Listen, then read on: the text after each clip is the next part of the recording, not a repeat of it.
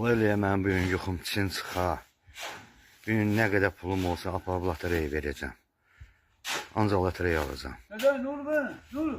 Ay İsmail, Ha? bu gecə Ha?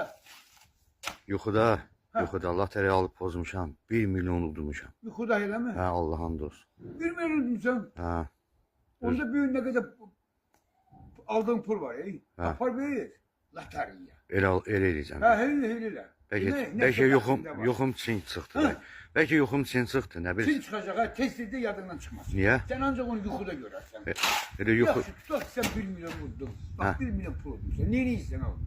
yeyib içib kəf edəcəm. 1 milyon niye tüke verirsen? Ha, nə olur ki?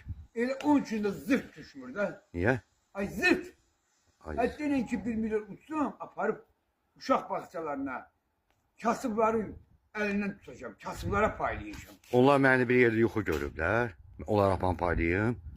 Sana ben deyirəm de bak niyetin pisli. Ona göre de sana zırt hissede düşersin. Ha, bu da yoldaş. Bu da sen paxılsan, ürəyin partlayır ki. Xəstələrin elinden tutacağım.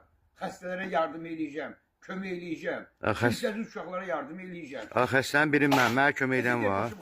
Git seni meşgul Utsam sənə 1 qəpik də verməyəcəm. Sana tez. Qara Qara qəpik, lazım deyil sən. qara qəpik sənə verən deyiləm, narahat olma. Ay Heç. başım qara verim ha. Bak gedir işimi yol görür.